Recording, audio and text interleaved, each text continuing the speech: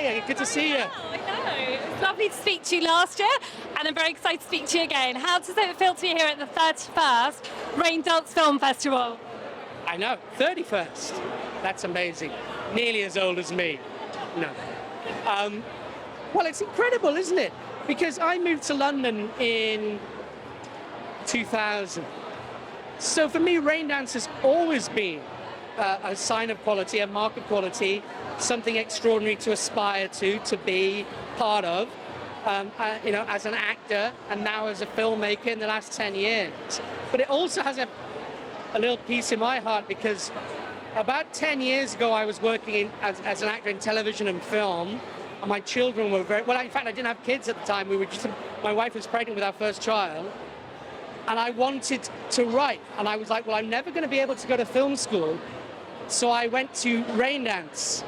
I came to night school, and I came and did a filmmaker's diploma and a director's diploma. So Raindance, I've had this long journey where it unlocked a whole side of my career and potential and experiences by committing to these and doing these diplomas, and it was my film school, funny enough. So to come back as a juror, to come back having made 7 feature films as a producer and a writer and a director, and also as an actor of 25 years in the business, it's really, really beautiful. I don't want to say full circle because it sounds like I'm going to die, because I don't want to die.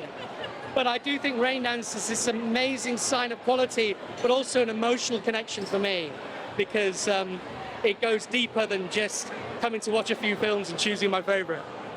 And obviously, you said you're a juror on this year's panel. How does that feel to be kind of honoured with that responsibility? Huge responsibility. I'm so nervous about it, making the right choice, the wrong choice. Listen, it's true. If anybody who has made a film has won, they have won. They put it together, their idea, they brought people together to make a film. You are in the rarefied air of filmmaking in that you've done it. And if you've got into a festival, how amazing to be selected. So really, the next bit, the margins are so small. The films are great. I'm juror on international film features, so I'm watching these amazing films from around the world. I'm learning a lot as I'm watching them as an own filmmaker. So yeah, the responsibility's there, but to all the filmmakers, you're here. It's Raindance. It's not going anywhere. There's going to be another 31 years. And how extraordinary, just celebrate the moment, because the road is hard. It is hard, but you're here. And what's next for you? What have you got coming up? I know there's a film you're working on, Chuck Chuck Baby, is that right? Yes, no, I'm, as an actor, I am in Chuck Chuck Baby, which is Janice Pugh's feature length debut, which is an extraordinary film. And it premiered at Edinburgh, and they went to Toronto, and they went to Zurich, and they went to the Hamptons, then Iris, and I know, and I agree, Janice, I met, and Louise Brealey and I joined that, and Louise is fantastic in this movie. She's extraordinary in this film. And we attached to it years ago, and then to sort of think that all of a sudden, then about 2 years later, we made it, and then a year later, it has this extraordinary international experience.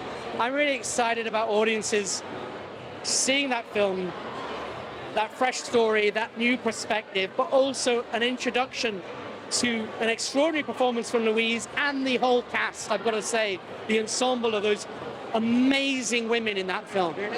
They are incredible, and it's like full Monty. You will fall in love with every one of them. But also the introduction to Janice Pugh, who I think is one of the next great British filmmakers. And so how wonderful to be part of that maiden voyage in Chuck Chuck Baby. So I'm jealous for the audiences that haven't seen it yet. And then you can see my movie, which comes out after Christmas.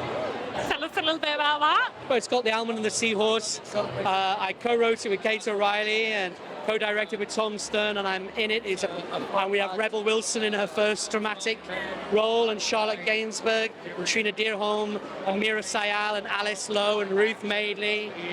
Extraordinary cast, amazing performances. And we opened in festivals last year, Zurich and Dinard, where we won the jury prize at Dinard, which was really, really nice.